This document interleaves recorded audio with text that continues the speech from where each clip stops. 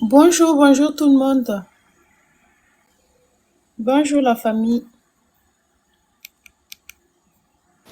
Hello tout le monde, comment allez-vous? Bonjour frère, réveille-toi. Hello, Jess, ma vie. Bonjour dans la parole, bonjour tout le monde, bonjour à tous ceux qui viennent d'arriver. Voilà, on a un petit peu un léger retard. J'espère que vous allez bien, portez-vous bien et que vous vous portez bien et que le live qu'on a pu faire mardi s'est bien passé. Donc comme à notre habitude, on tapote, on partage, Voilà. on tapote, on partage. S'il vous plaît, plus vite on Tapotement d'abord tapote, plus avant vite de on commencer. monte, plus vite on partage. Plus vite en fait on pourra entamer en fait notre live. Déjà on a pris un peu de retard. Donc ce serait bien que j'espère que tout le monde a pu bien s'imprégner de tout ce qu'on a pu voir. Bienvenue aux nouveaux, bienvenue en fait aux anciens. J'espère que ça va pour tous. Donc on est sur le Dharma aujourd'hui. Donc comme vous le voyez, Dharma Kama Yoga.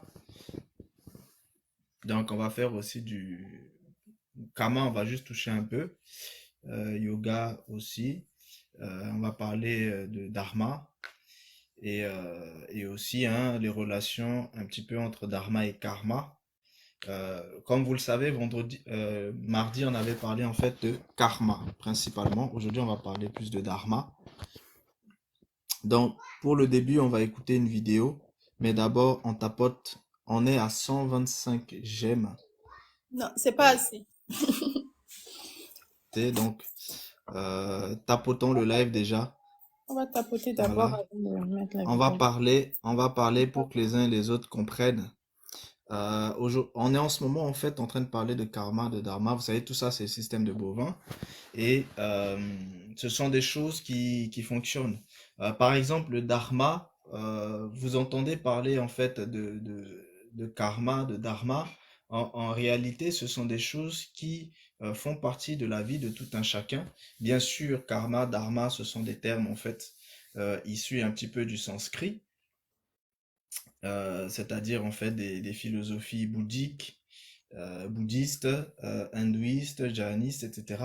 Mais ce sont des choses que tout le monde utilise dans la vie de tout le monde, dans la vie de tous les jours, et c'est principalement en fait euh, des choses qui ont d'autres noms, hein. Par exemple, quand on parle du dharma, pour que ce soit un petit peu, que vous puissiez faire en fait les parallèles les uns et les autres, le dharma, c'est un petit peu ce que vous connaissez par exemple en Égypte ancienne comme étant en fait la Maat.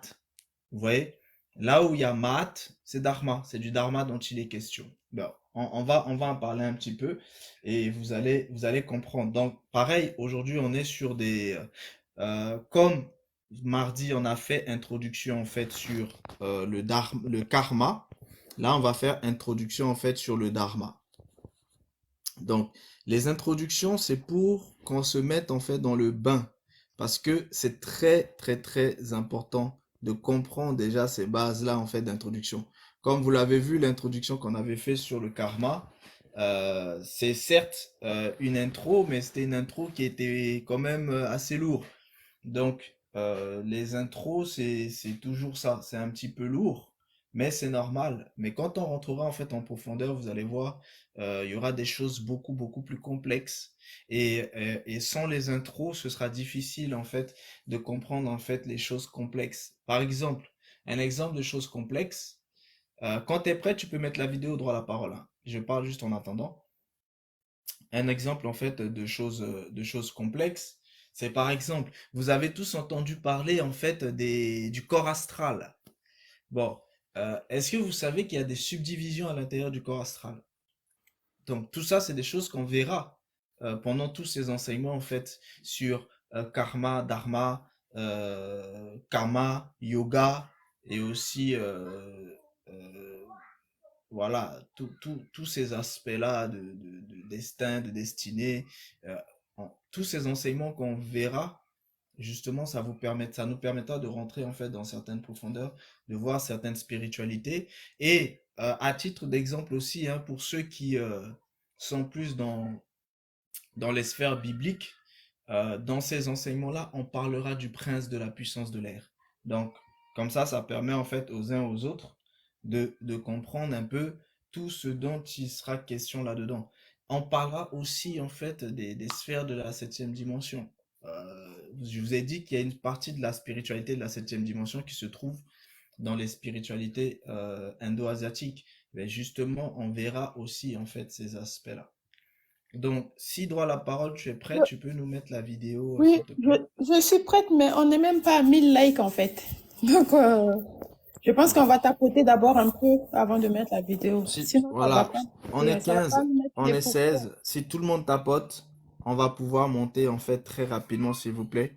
Pendant que d'autres parlent, d'autres tapotent. Comme ça, en fait, ça va nous permettre en fait de monter. Parce que si le live ne monte pas, euh, ça, c'est pas visible en fait pour d'autres personnes. Et si c'est pas visible pour d'autres personnes, forcément, ils ne peuvent pas avoir l'occasion d'écouter en fait le live. Rappelez-vous, un jour, c'est parce que vous avez eu l'occasion en fait d'écouter le live, c'est pour ça que vous êtes venu et que ça vous a plu et que vous êtes resté. Mais Mm. pour que vous puissiez avoir l'occasion, pour que TikTok puisse vous montrer le live, il a fallu soit que quelqu'un vous ait partagé le live, soit que ça a pu être dans vos pourtois et que vous avez pu le voir, dans vos suivis que vous avez pu le voir. Or, pour que ça puisse se faire, il faut des partages et il faut des tapotages. Voilà. Donc, essayons de jouer un peu Tapotons tous en d'abord fait là. le jeu. Voilà. Et ça, justement, ça fait partie parce que chaque action crée du karma. Donc, rien que quand vous tapotez là, vous créez du karma. Vous voyez, c'est une action. Et si vous tapotez et que quelqu'un puisse justement en fait recevoir une bonne chose, ce karma-là que vous avez créé, eh bien, il peut se transformer en dharma.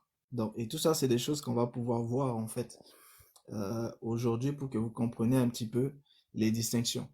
Là, vous allez comprendre véritablement comment le système hein, de bovin fonctionne. Parce que beaucoup de gens pensent qu'ils peuvent comprendre le système de bovin à travers en fait les connaissances en fait occidentales. Non.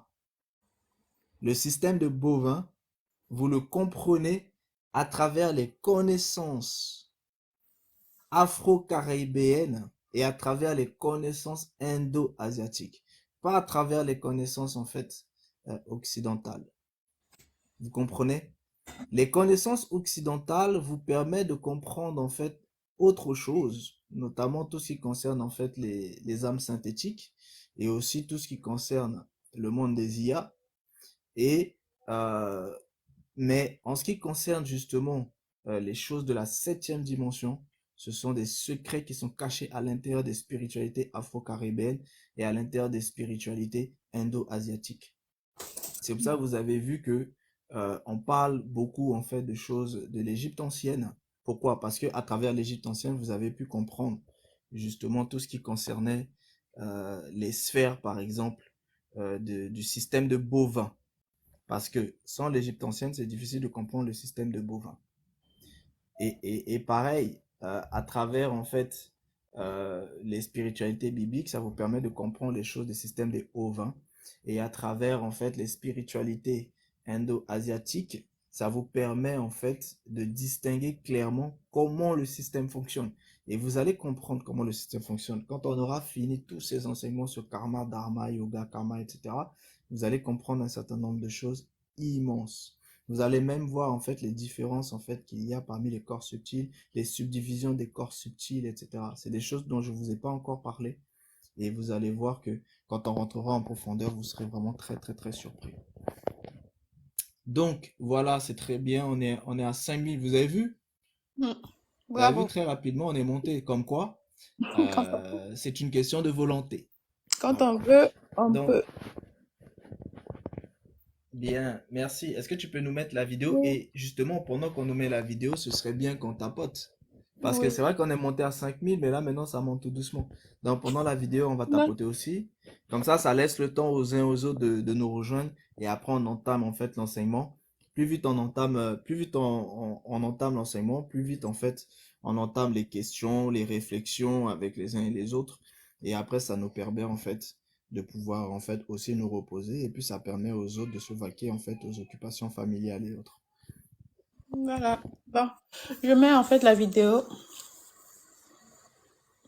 Quand il est question de trouver sa route, de trouver sa voie, on parle facilement de mission de vie, de mission d'âme. On parle plus rarement. Eh bien, aujourd'hui, on va en parler.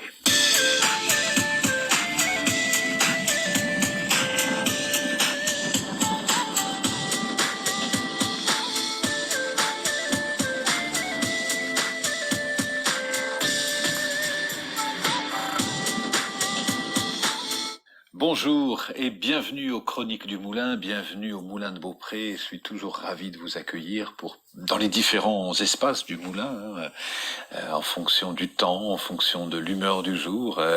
Je vous amène ici et là, et aujourd'hui je suis dans la pièce de méditation du Moulin, puisque c'est un lieu propice à la méditation. La méditation, c'est tourner son attention vers l'intérieur, non pas pour rester dans sa grotte, mais pour agir de façon plus consciente, de façon plus pragmatique, en étant plus dans le discernement, en étant plus motivé, plus relié aussi à une finalité.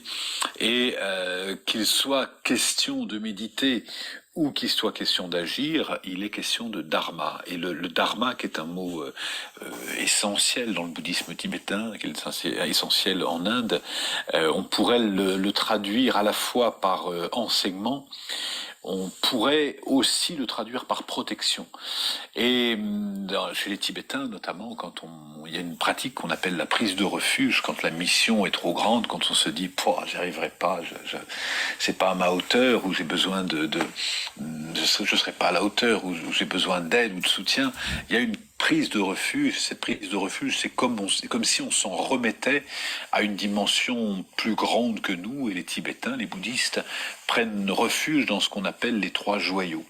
Et donc, dans le bouddhisme tibétain, il y a cette prise de refuge, on s'en remet à plus grand que soi, et on prend refuge dans ce qu'on appelle les trois joyaux. Les trois joyaux, c'est le Bouddha, celui qui est l'éveillé, voilà, le maître éveillé qui a atteint l'éveil, l'illumination, et qui par son exemple nous inspire.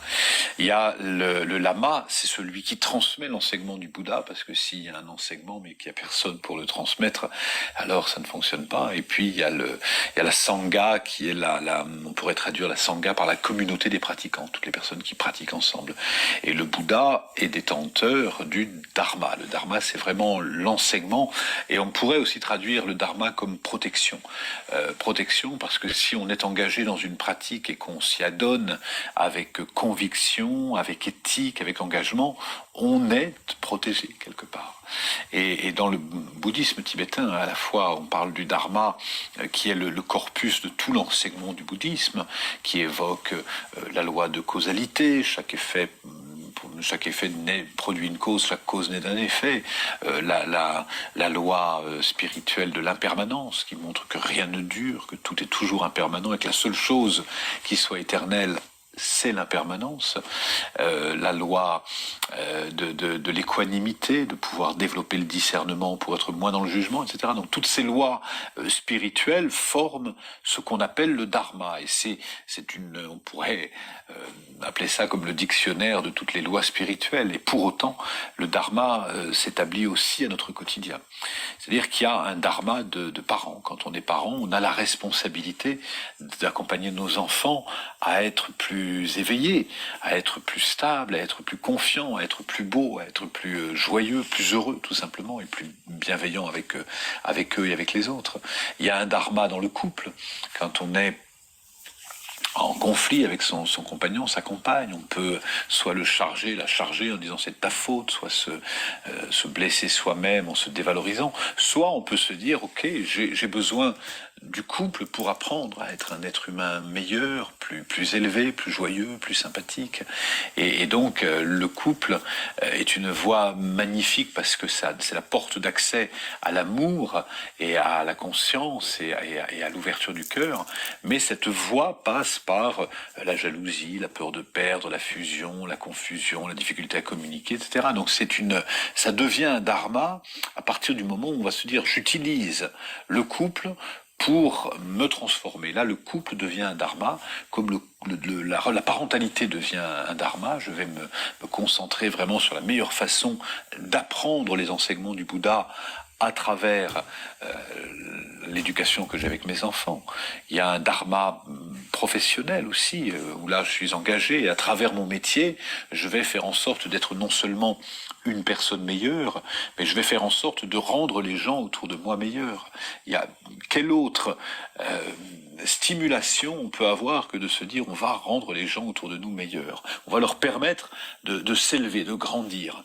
Et si on regarde en tant que parents, on va aider nos enfants à grandir. Dans la relation amoureuse, quand notre compagne a peur, quand notre compagnon a peur, on va l'accompagner, on va l'aider à grandir, à se dépasser. Professionnellement, si je suis manager, je vais aider mes collaborateurs à grandir et je vais aider mes clients à grandir. Donc, quel que soit mon engagement, l'un des dharmas possibles est de grandir soi-même et de permettre aux autres de grandir. Pour simplifier, il y a aussi s'ouvrir soi-même pour permettre à l'autre de s'ouvrir. Et une façon de grandir, c'est de s'ouvrir, c'est de développer le discernement, etc. Et il y a un dharma d'enseignant spirituel, et il y a un dharma de caméraman, et il y a un dharma dans chaque posture. La question, c'est quelle va être notre intention, quelle est notre intention lorsqu'on réalise telle action. Et dès lors que vous êtes dans une intention vertueuse, vous réalisez votre dharma. Et je vous souhaite aujourd'hui de réaliser pleinement la beauté de votre dharma. Voilà, c'est fini la famille.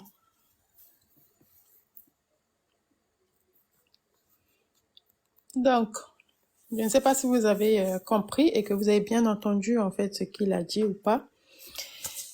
Mais voilà ce qui concerne en fait le dharma. Qu'est-ce que le dharma d'après son explication dans le système des Très bovins? bien, très bien, très bien. Bienvenue à tous. Merci pour ceux qui ont tapoté. Merci aussi pour ceux qui ont partagé. On va pouvoir entamer dans notre vif du sujet. Donc, c'était un petit peu une introduction qu'il a pu nous faire sur justement le dharma. Il vous a parlé des différents aspects du dharma. Là, nous, justement, on va faire aussi cette intro sur le dharma. Avant qu'on puisse aller un petit peu en profondeur, il a parlé de deux choses. La loi de l'impermanence, donc c'est très important. Il a parlé aussi, en fait, de la loi, en fait, de la loi de l'équanimité.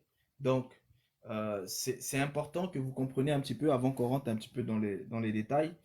La loi de l'impermanence, en fait, si vous voulez, c'est une loi universelle qui indique que rien ne demeure et que toute chose, en fait, évolue. Donc, rien ne demeure et toute chose évolue, change. Et donc, ça signifie que tout est fragile et tout est transitoire.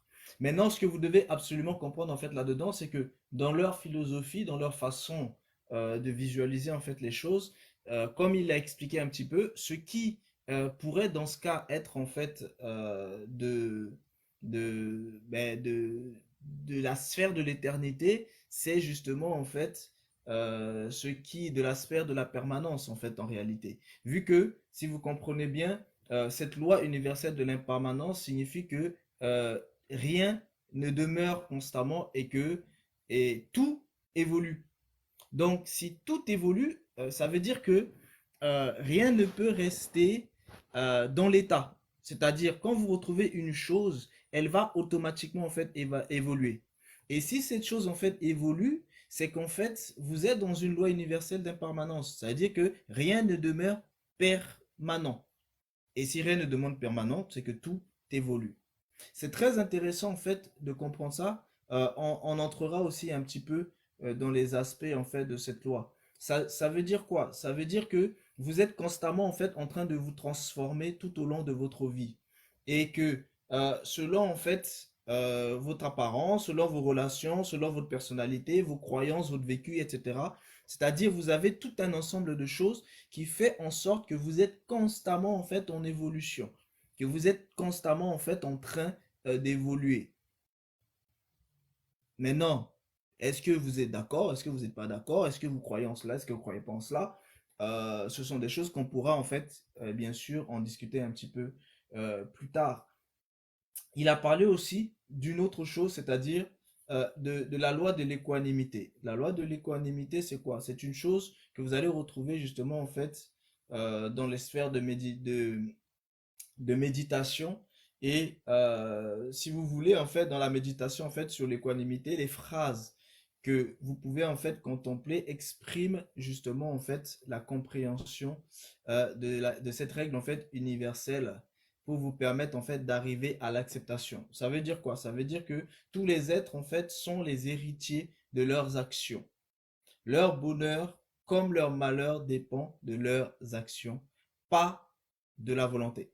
Donc ici, vous comprenez quelque chose parce que qui dit action, on l'a vu, l'action c'est le karma. L'action c'est une énergie. On l'a vu en fait mardi. Mais vous comprenez bien que ici on vous dit que toute personne est héritier justement de ses actions. C'est-à-dire ben, de son karma dans ce cas de figure-là. Donc, chaque fois que vous produisez une action, eh bien, cette action va produire en fait quelque chose.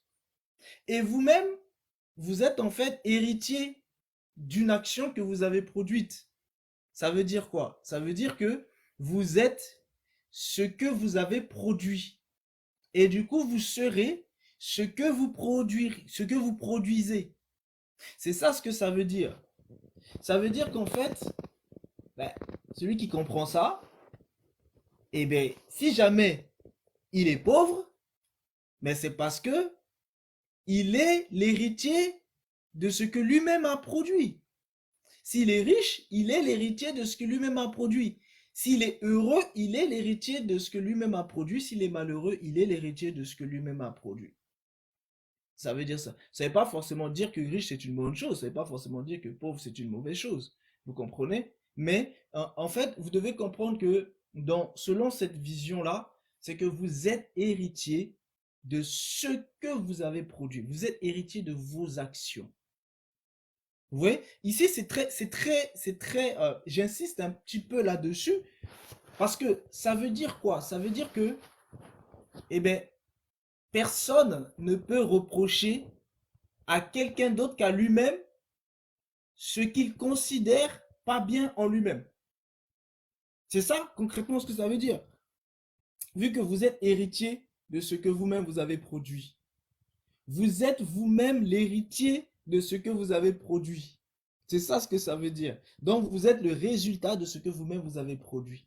Si vous vous regardez dans un miroir et que vous considérez que vous êtes laid, vous êtes dégueulasse et tout ça, et que vous ne vous trouvez pas en fait beau, quand je parle de beau, je parle de beauté intérieure, que vous ne vous trouvez pas beau intérieurement, etc., etc., en fait, c'est que vous êtes responsable de cela. Si vous êtes méchant, vous êtes responsable de votre méchanceté. Si vous êtes gentil, vous êtes responsable de votre gentillesse. Vous êtes responsable. Ça veut dire que ici, on ne peut pas fuir sa propre responsabilité dans une telle vision en fait de la chose. Vous voyez, c'est vraiment spécifique. Et plus tard, on verra un petit peu les distinctions. Est-ce que vous croyez en cela, vous ne croyez pas? Bon, après, tout dépend en fait de tout un chacun. Mais ce sont des sphères très précises qui nous a expliqué. Avant que je puisse rentrer un petit peu dans les détails, je vais parler un petit peu quand même de l'équanimité pour que vous compreniez hein, ce que ça signifie. Quand on parle en fait d'équanimité, euh, c'est la traduction en fait du terme upuka. Upuka, donc upuka, vous écrivez ça U-P-E-2-K-H-A. Upuka. Donc en pali, on dit upuka. Mais quand on est en sanskrit, ça se dit upeska. Donc U-P-E-K-S-A. Upeska. Maintenant, ça signifie quoi? C'est que couramment, en fait, ça va être utilisé en fait dans le bouddhisme. Et ça décrit un état de sagesse. C'est de ça dont il est question hein, quand on parle d'équanimité. Ça décrit en fait un état de sagesse et de sérénité durable. Synonyme de bonheur, d'imperturbabilité, de tranquillité d'âme, de paix intérieure, d'égalité d'humeur, de lâcher prise ou encore de détachement par rapport à soi et aux choses matérielles. Donc, c'est plus qu'un sentiment. Il s'agit d'un niveau de conscience ou d'une qualité morale à cultiver.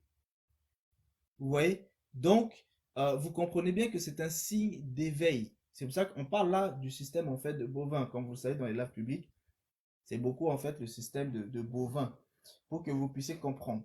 Parce que personne ne peut prétendre vouloir les choses des ovins s'il ne comprend pas c'est quoi les choses des bovins.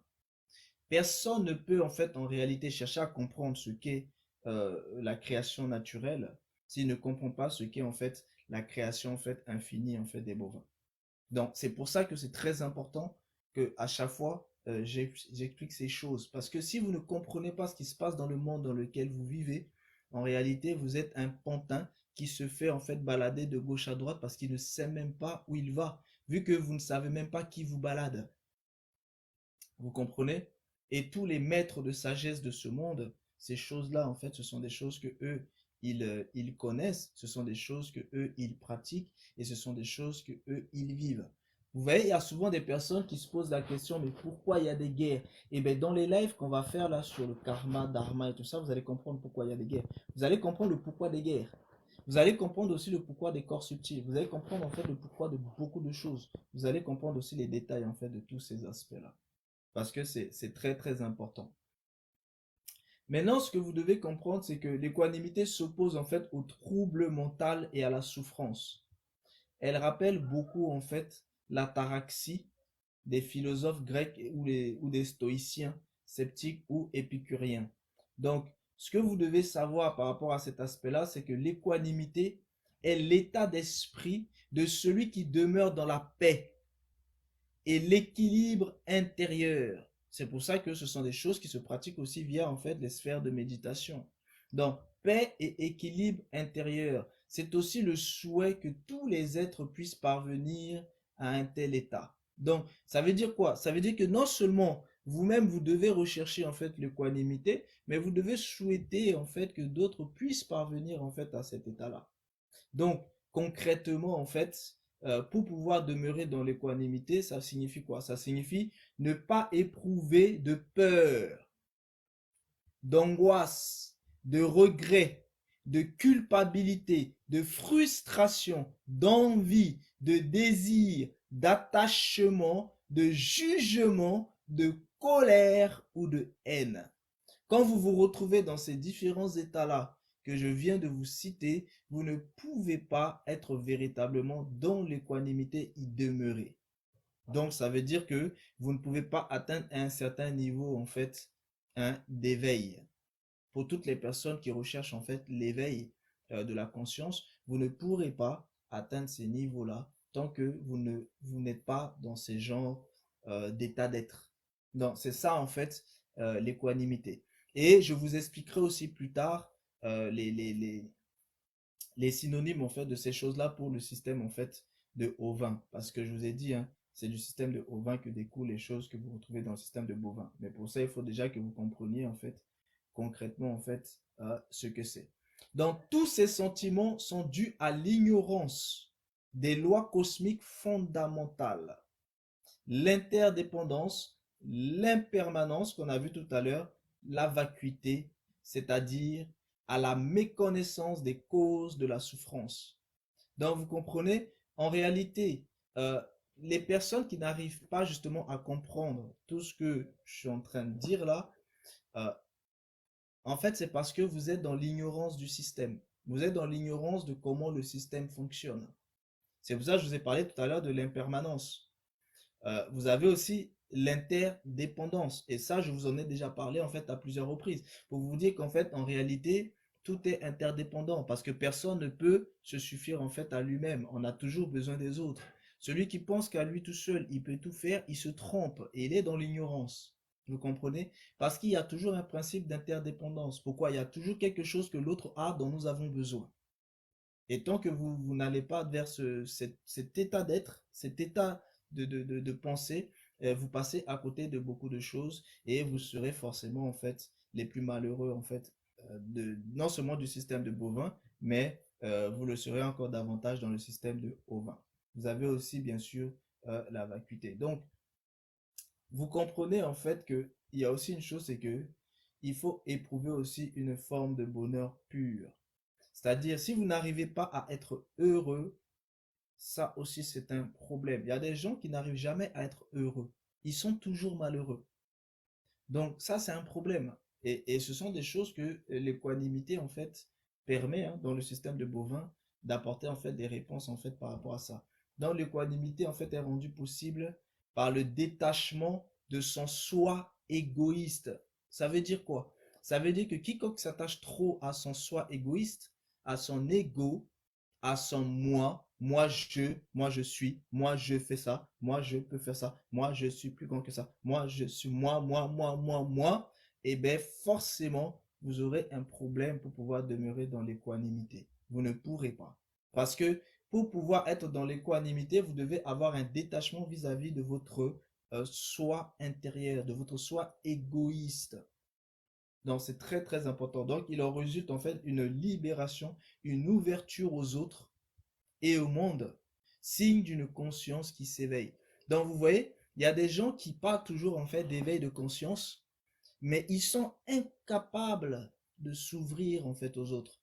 Donc, si vous n'êtes pas capable de vous ouvrir aux autres, vous ne pouvez pas être dans une véritable sphère d'éveil de la conscience. Là, je parle de ceux qui veulent faire des éveils de la conscience. Donc, si vous n'arrivez pas à vous ouvrir aux autres, vous ne pourrez pas. C'est pareil, quand vous êtes dans le système O20, si vous n'arrivez pas justement en fait à vous ouvrir aux autres, à vous détacher en fait de votre moi en fait intérieur, vous ne pourrez pas justement en fait avoir une transformation en fait d'être. Donc vous comprenez bien que ce soit la transmutation de conscience ou que ce soit la transformation en fait de l'être, de l'âme et de l'esprit, vous ne pouvez pas évoluer en fait dans ça si vous êtes concentré sur votre soi égoïste. Si vous ne vous libérez pas justement en fait de ces choses, si vous n'arrivez pas aussi à vous attacher en fait aux autres, donc vous aurez énormément du mal. S'attacher aux autres, ça ne veut pas forcément dire aller faire camarade en fait avec tout le monde que vous voyez dans la rue, c'est pas ça. S'attacher aux autres, c'est être dans la capacité de vouloir des bonnes choses pour l'autre. Je vous donne un exemple. Les Égyptiens vous en ont parlé, la maths sociale. C'est pour ça que je vous ai dit, le dharma, c'est pareil que la maths. Et vous avez en fait du dharma individuel que, que vous allez retrouver là-bas en fait dans la maths sociale. Le dharma individuel, c'est de la maths sociale. Et le dharma cosmique, bah, c'est la maths cosmique. Donc, c'est pour ça que vous comprenez bien que quelqu'un ne peut pas vouloir prétendre parler de la maths, vouloir prétendre transmettre la maths aux gens, si cette personne-là elle-même n'est pas capable de pratiquer de la maths sociale. Donc, quelqu'un ne peut pas vouloir transmettre du dharma aux gens si cette personne n'est pas capable justement en fait de transmettre du dharma individuel, du dharma social.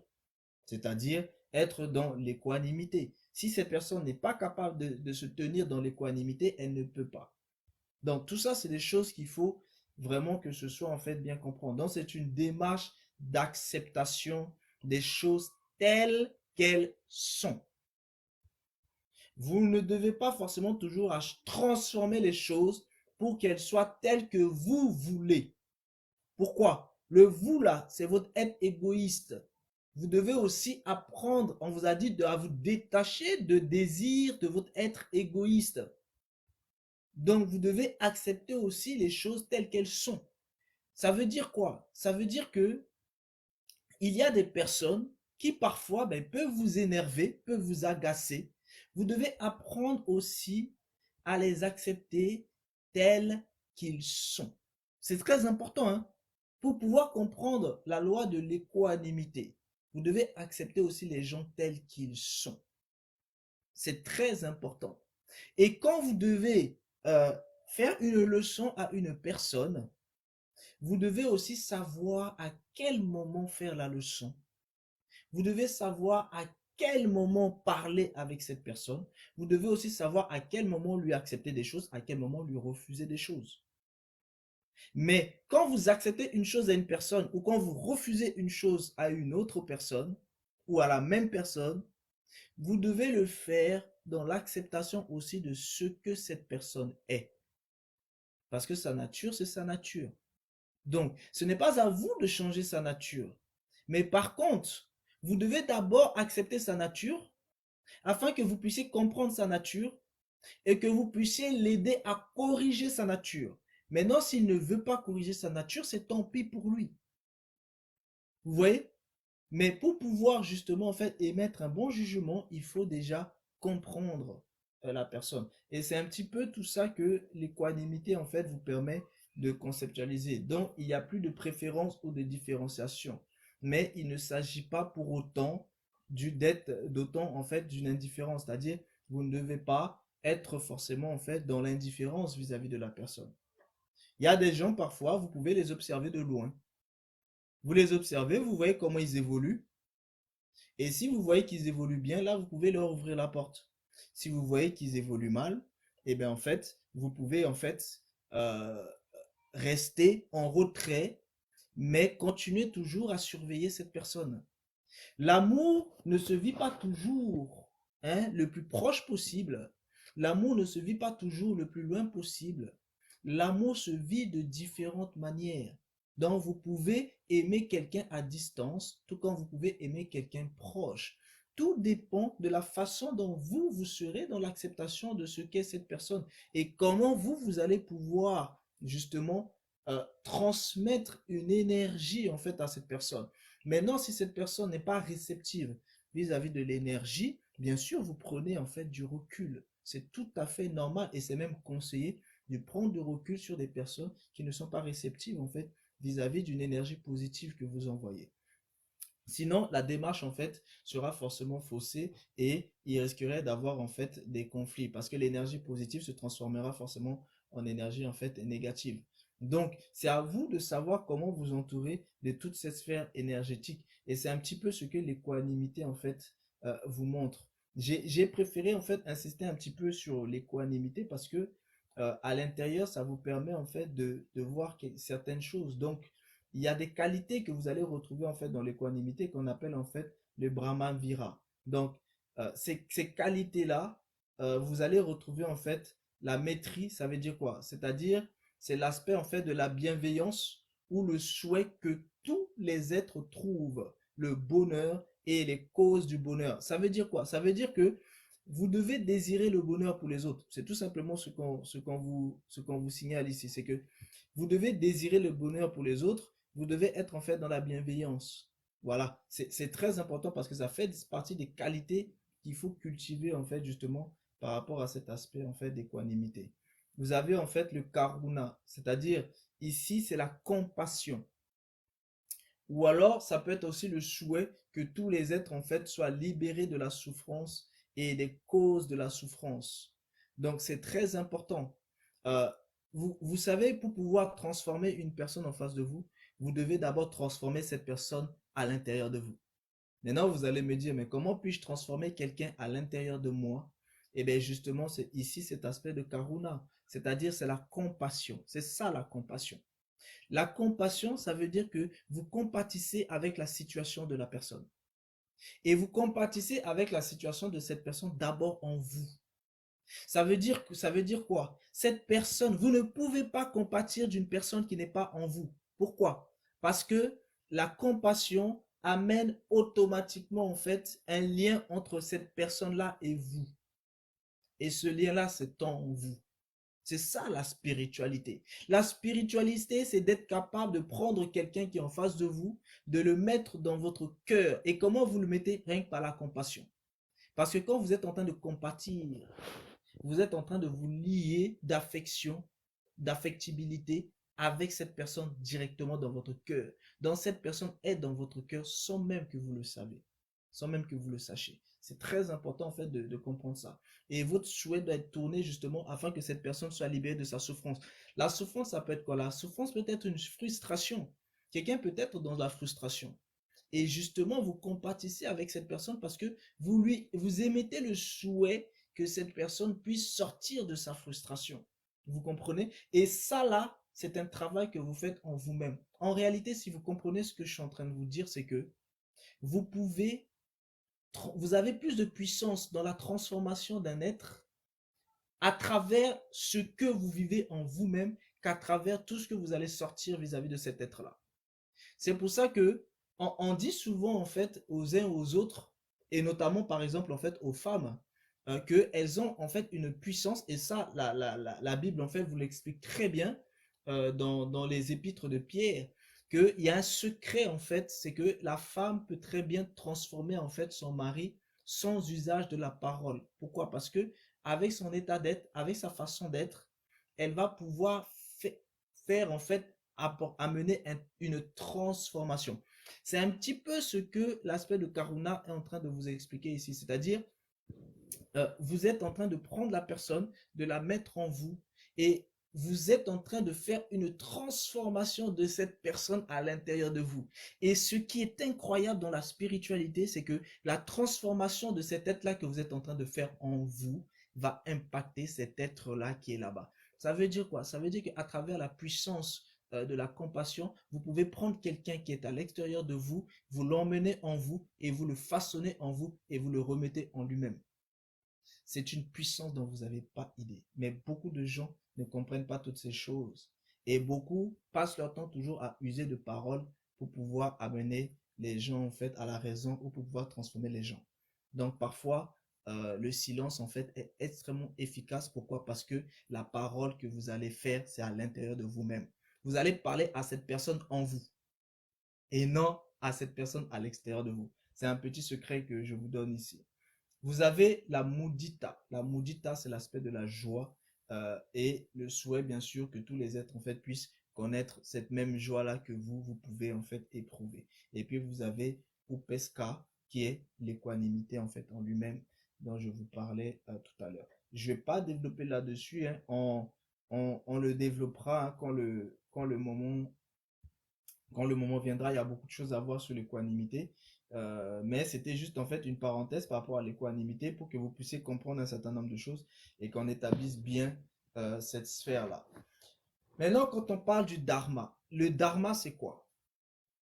Le dharma, comme je vous ai dit, ça vient du sanskrit, pareil, hein, on est dans les sphères védiques, ça vient du sanskrit et ça signifie tout simplement enseignement. C'est-à-dire, dans les sphères bouddhiques, vous avez 3 types de trésors qu'on appelle aussi les 3 joyaux. Joyaux, J-O-Y-A-U-X. Ces 3 joyaux-là dans le bouddhisme, vous allez retrouver déjà le Bouddha.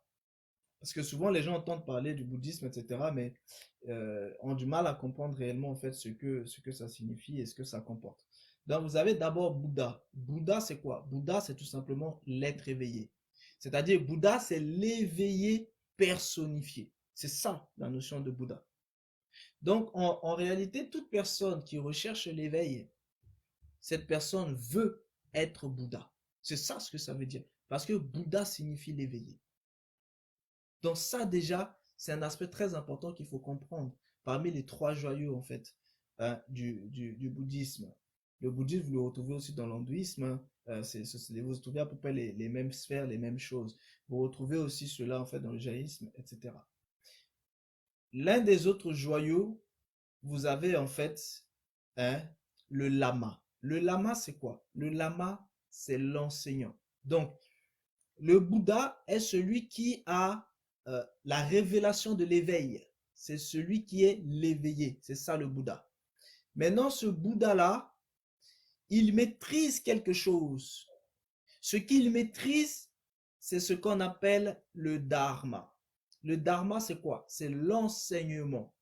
L'enseignement de Bouddha, l'enseignement de l'éveillé. Et pour que cet enseignement puisse être transmis, il faut les lamas. Les lamas, ce sont ceux qui vont enseigner les enseignements de l'éveillé, c'est-à-dire les enseignements du Bouddha.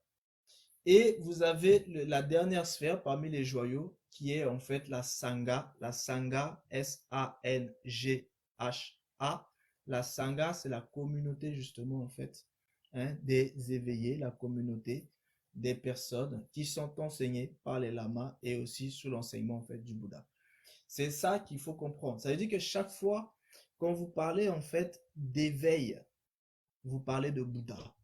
C'est de ça dont il est question. Ça veut dire quoi? Ça veut dire que peu importe les noms de spiritualité dans lesquels vous êtes, chaque fois que vous êtes dans la notion de l'éveil de conscience, sachez que vous êtes dans Bouddha. C'est pour ça que je vous ai dit, pour comprendre le système de bovin, qui est le système de l'éveil des consciences et de l'inconscience. Pour comprendre en fait ce système, vous êtes obligé de comprendre la spiritualité indo-asiatique. Pourquoi? Parce que c'est dans la spiritualité indo-asiatique que vous allez voir le détail de cette conceptualisation que les autres spiritualités aussi utilisent. Et n'oubliez pas que beaucoup de choses en fait ont commencé en fait justement dans les sphères en fait mésopotamiennes. Et vous retrouvez tous ces aspects-là.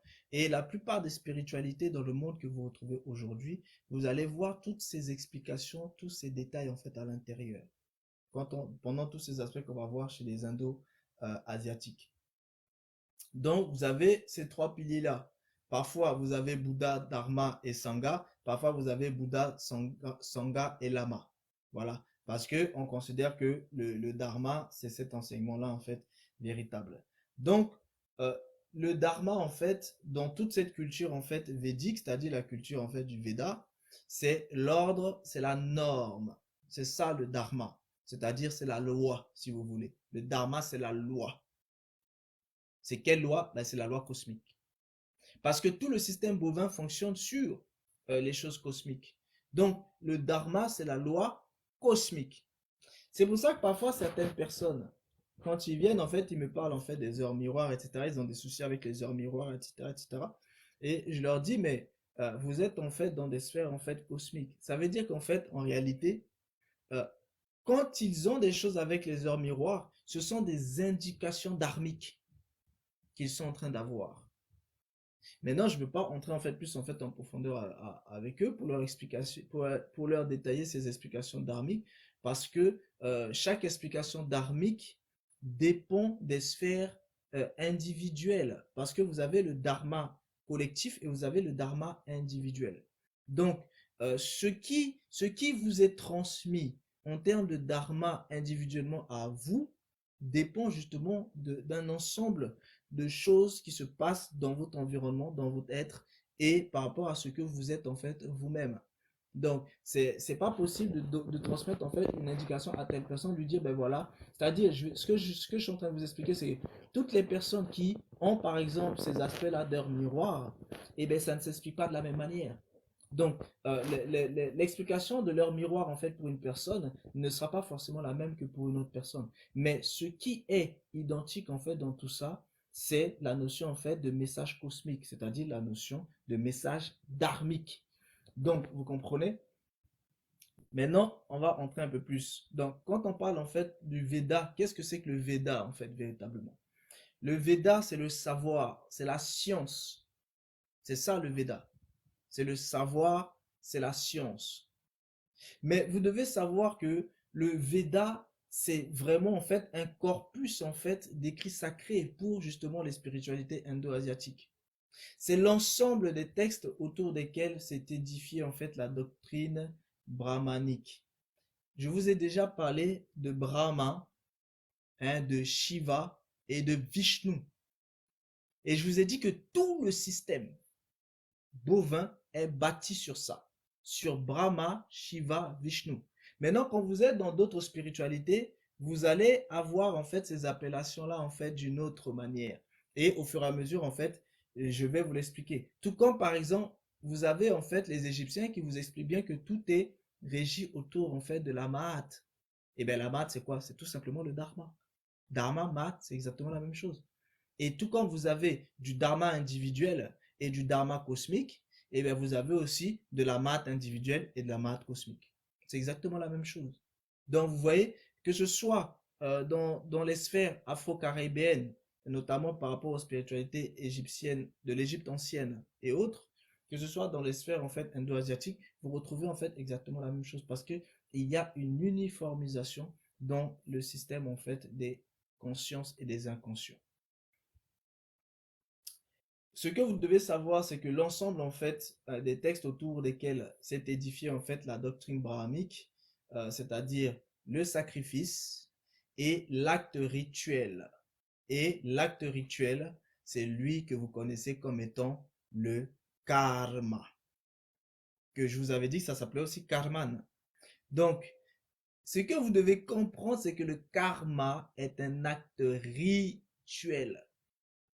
Ça veut dire que je vous ai dit que chaque fois que vous pensez, que vous êtes en train de parler, que vous êtes en train de agir, de faire des actions physiques, vous produisez du karma. En réalité, vous êtes en train de faire des actes ritueliques. Vous êtes en train de faire des actes rituels. Vous comprenez? Vous êtes en train de faire en fait des sacrifices. Sans même que vous en rendez compte, et vous créez en fait une sphère en fait de loi. Ça, on l'avait vu en fait mardi par rapport aux lois karmiques. Donc, ils contiennent en fait les connaissances de l'histoire. Là, on parle en fait de l'ensemble de Veda. Ça contient les connaissances de l'histoire, de l'astrologie, enfin de l'astronomie, de la médecine, de l'architecture, de l'ésotérisme. L'ésotérisme, hein, c'est cet aspect de mystère des choses, de l'initiation. Hein. C'est ça, hein, l'ésotérisme, c'est la sphère initiatique. L'exotérisme, c'est l'aspect en fait croyance, pratique, et l'occultisme, c'est l'aspect en fait des mystères cachés qui doivent être révélés. Mais pour que l'occultisme puisse être manifesté, il faut que la personne soit dans l'ésotérisme, c'est-à-dire dans les sphères initiatiques, et que la personne en fait, avant ça, soit en fait dans la croyance, c'est-à-dire en fait dans les sphères hein, des corps éthériques et des corps astraux. Et plus tard, on verra pourquoi la sphère de cette croyance est importante et pourquoi la sphère en fait des corps éthériques sont importantes parce qu'il y a un certain type d'énergie dedans et ça je vous expliquerai en fait comment le monde fonctionne et comment en fait le monde utilise en fait ces énergies là et vous comprendrez aussi pourquoi en fait il y a des guerres. Donc à la fin franchement de ces enseignements qu'on va faire sur karma, dharma, destinée, tout ça, si vous réagissez toujours de la même manière par rapport à tout ce que vous voyez en face de vous, c'est que vous avez en fait un sérieux problème et que vous devez absolument vous remettre en fait en question. Parce qu'on va vraiment rentrer dans des secrets du système et vraiment ce sont des lives que vous ne devez pas rater. Si vous ratez ces lives ou si vous ne les réécoutez pas, ce sera vraiment tant pis pour vous. Et toute personne qui reviendra en fait pour me poser des questions sur les mêmes styles de choses, je vous enverrai en fait franchement bouler parce que vraiment je vais prendre le temps pour vous expliquer en fait des secrets, des mystères cachés en fait du système des bovins au travers en fait de tous ces lives-là. Donc soyez attentifs, soyez présents.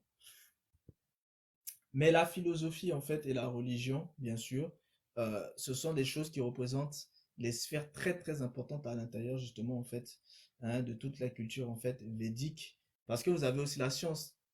Vous avez par exemple Nikola Tesla. Nikola Tesla vous parle d'un certain nombre de choses, hein, de spiritualité en fait védique, parce qu'il a travaillé en fait avec Vivekananda, etc. Et c'est comme ça qu'il va pouvoir vous faire en fait les interactions entre l'éther, l'œil d'Horus, etc., etc. Donc pour que vous compreniez véritablement en fait les sphères des dimensions en fait plus élevées et même des dimensions plus élevées dans la science spirituelle. Parce qu'on va pouvoir parler en fait de la science spirituelle justement dans tous ces ensembles de live qu'on va faire. Et vous allez comprendre, quand je vous disais que la science spirituelle existe bel et bien, vous allez comprendre ce que c'est que la science spirituelle véritablement.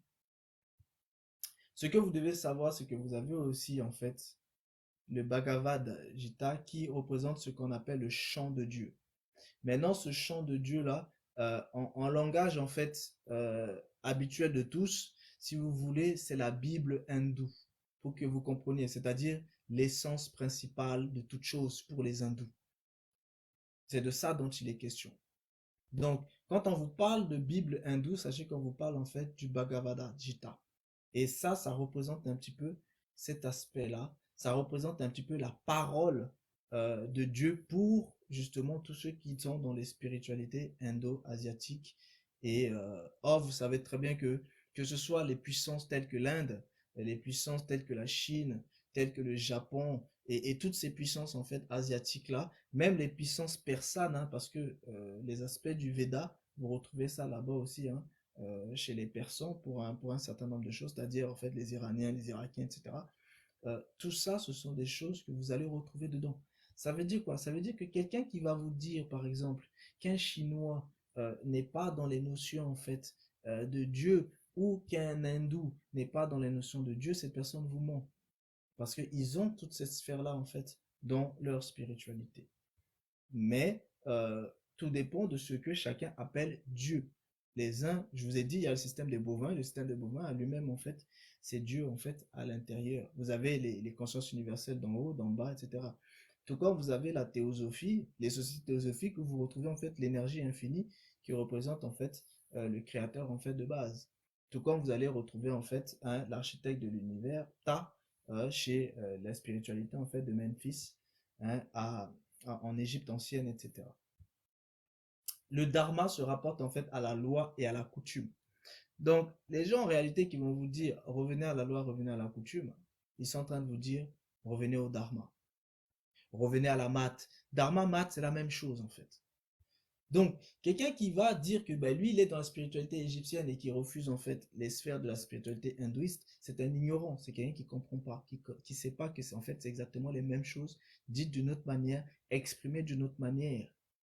Donc, vous voyez, quelqu'un qui va être dans la spiritualité en fait occidentale et qui, pareil, va s'opposer en fait à certaines choses qui vont se retrouver en fait dans des spiritualités en fait du jaïnisme, et bien ce sera en fait la même chose parce que c'est toujours les mêmes sphères que vous retrouvez expliquées d'une autre manière. Et si vous avez réellement en fait de la connaissance, si vous n'êtes pas dans l'ignorance, vous devez être capable de voir que c'est les mêmes choses en fait. Et c'est ça véritablement que un véritable mentaliste en fait dans le système en fait de bovin, parce que l'intellect c'est ce qui fonctionne le plus dans le système de bovin, c'est-à-dire le mental, que ce soit le mental inférieur, le mental supérieur, et bien cette personne est censée savoir toutes ces choses.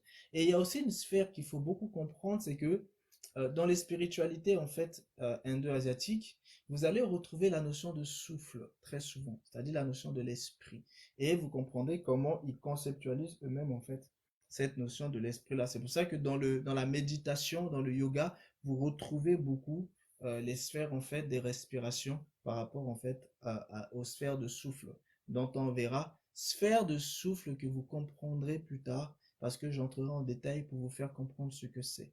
Et là, vous allez comprendre vraiment les notions d'éther, les notions de toutes ces choses-là.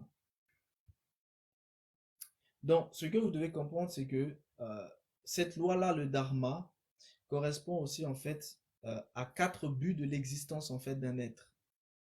Donc, vous avez en fait la justice qui doit être rendue, mais elle doit être vivante. C'est ça la justice idéale en fait dans tout ce système en fait dharmique. Vous avez aussi ce principe-là en fait dans lequel chaque chose est manifestée. C'est important aussi de comprendre cet aspect-là. Et vous savez aussi que on dit toujours qu'un homme crée, ça c'est dans les spiritualités en fait hindouistes, qu'un homme crée son propre bonheur ou malheur en vivant plus ou moins proche du dharma.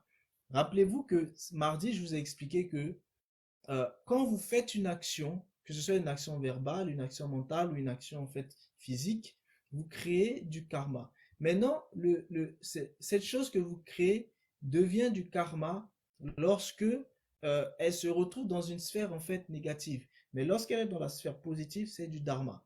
Donc, en réalité, eux, ils sont en train de vous expliquer que vous-même, vous créez le dharma. Or, on vous dit que le dharma, c'est la loi, c'est la coutume. Ça veut dire que vous-même, vous créez la coutume, en fait. Et c'est là, ici, où il y a, en fait, une opposition fondamentale entre le système de bovin et le système de ovin. Parce que dans le système de bovin, les vérités cachées, on vous explique que vous créez la loi. Que ce soit la loi individuelle ou la loi cosmique, vous la créez. Mais vous allez comprendre pourquoi vous créez la loi cosmique et la loi individuelle. Vous allez le comprendre au fur et à mesure.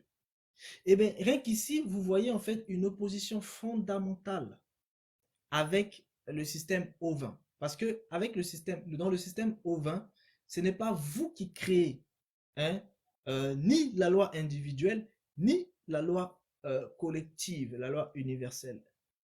Parce que la loi universelle vient du Créateur. C'est le Créateur qui vous donne la loi universelle et c'est le Créateur qui vous donne la loi individuelle. Ça veut dire que vous êtes régi par ce que le Créateur vous a donné. C'est lui qui vous donne sa parole. Or, vous comprenez ici que dans la notion de dharma, dans la notion du loi dharmique, vous-même, vous pouvez créer justement du dharma. Donc, c'est-à-dire, vous pouvez créer la loi. Et cette loi va vous régir. Et bien, vous voyez bien le système du monde. Dans le monde, qu'est-ce qui se passe? Prenons la société française. La société française, vous avez en fait des députés, vous avez des sénateurs, et les députés et les sénateurs vont voter des lois. Vous avez aussi une assemblée en fait qu'on appelle le Conseil constitutionnel qui va en fait établir en fait la Constitution. En réalité, qu'est-ce qui se passe? Eh bien, ce sont des gens qui créent le dharma qui va les régir. Ce sont aussi des gens qui créent le dharma individuel qui va aussi les régir. C'est de ça dont il est question. C'est pour ça que le monde, l'ensemble, et partout dans le monde, c'est exactement la même chose. Même si vous allez en fait dans le fin fond du village, les coutumes qui vont être établies, ces lois-là qui vont être établies, elles vont être établies justement par des hommes. C'est ça en fait la notion du dharma. C'est ça la notion de la math. C'est pour ça qu'il y a la math individuelle, la math sociale et la math cosmique. C'est de ça dont il est question. Mais vous allez comprendre pourquoi les choses se font comme ça en fait dans le système. Donc quand vous comprenez ça, vous comprenez pourquoi en fait tout est dans le système en fait de bovin. C'est dans le système du dharma, c'est dans le système dharmique, c'est dans le système mahatique. Tout est à l'intérieur en fait de ces systèmes-là en fait. Donc vous devez savoir que la doctrine en fait du dharma peut être résumée en fait par ce qu'on appelle en fait la conditionnalité. C'est-à-dire le cœur de l'enseignement en fait du Bouddha. C'est la conditionnalité. C'est-à-dire vous conditionnez les choses. C'est important, hein? Et ça veut dire aussi que vous-même vous êtes conditionné. Si vous êtes conditionné, où se trouve donc le libre arbitre? Mais on va y venir, on va y venir.